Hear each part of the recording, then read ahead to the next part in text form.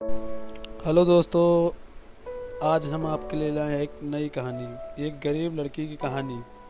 एक गांव में एक साहूकार अपने परिवार के साथ रहता था। परिवार में उसकी पत्नी, एक बेटी और एक बेटा था। शानदार बंगला, नौकर चाकर, गाड़ियां और सब शानो शौकत का सामान था उसके पास। गरीब लोगों को बहुत ज़्यादा सूद यानी ब्याज पर कर्जा देना उसका धंधा था। अक्सर लोग तंगी के दिनों में या किसी व्यापार, त्योहार या ब्याह शादी के मौके पर साहूकार से कर्जा ले लेते थे।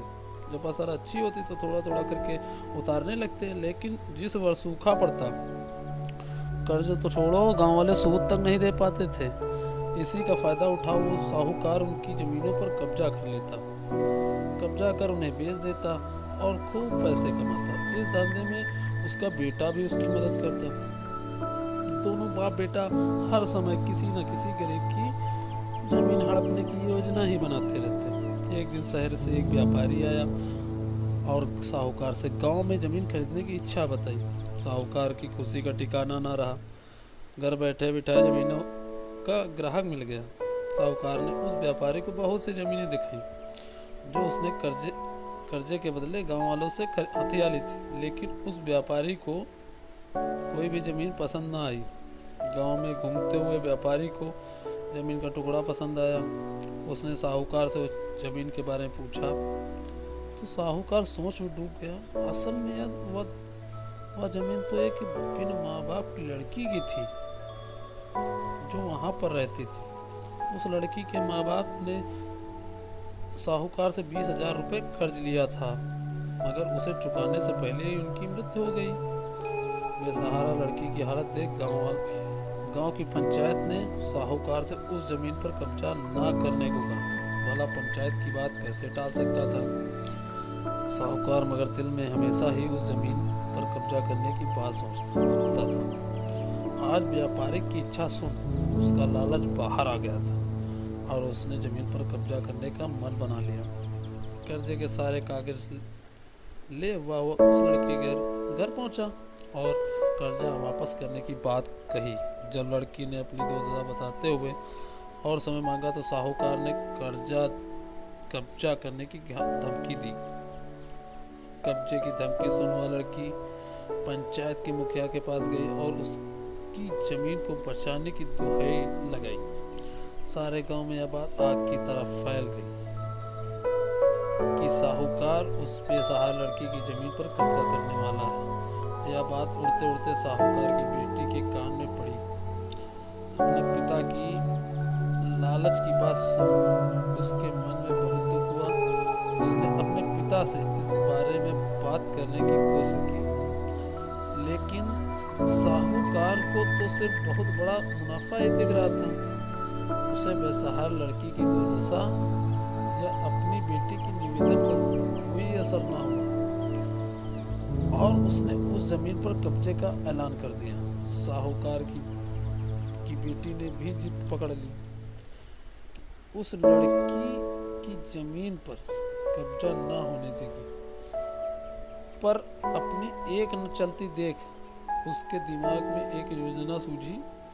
अगले दिन सुबह सुबह वह बेसहारा लड़की और उसके साथ 2 लोग साहूकार के घर पहुंचे और कर्ज की 5,000 की किस्त दे दी। साथ में यह भी कहा कि 3-4 महीने में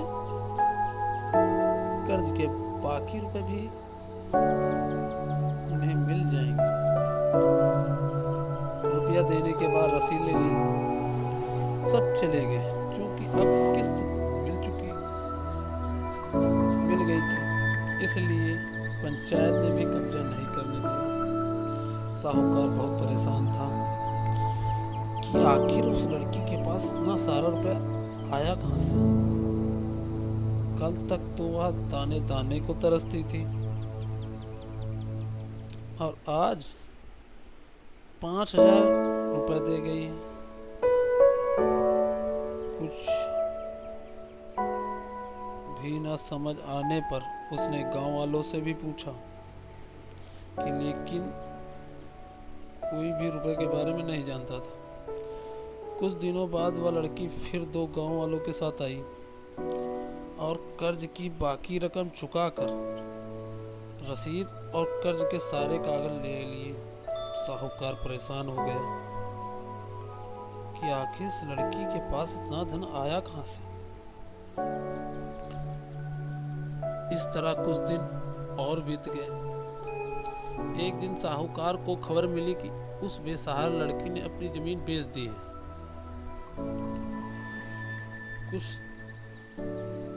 कुछ कर तो सकता नहीं था, लेकिन उत्सुकतावश जाकर देखा तो चौंक गया। अरे, जमीन पर एक बोर्ड लगा था। उस बोर्ड पर जमीन के मालिक का नाम देख साहूकार की मानो सांसें रुक गई।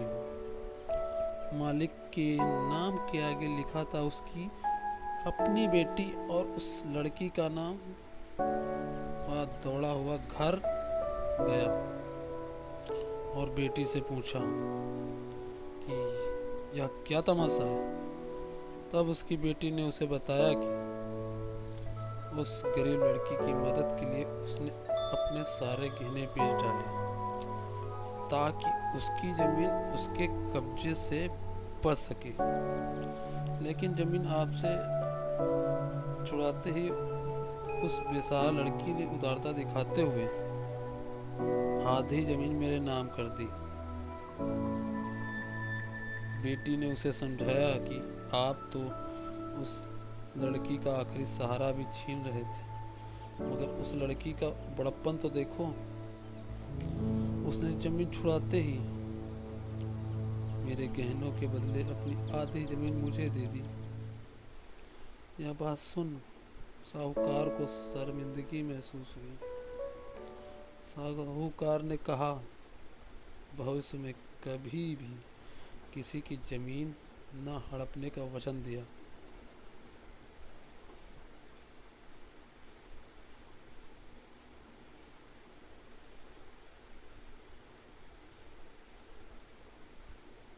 दोस्तों, गरीब लड़की की दर्द भरी कहानी हिंदी कहानी को पढ़ने के लिए धन्यवाद।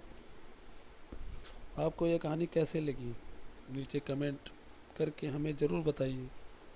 अगर आपको ये कहानी पसंद आई हो तो दोस्तों को शेयर करना ना भूलें और मेरे चैनल को सब्सक्राइब करना भी ना भूलें। धन्यवाद।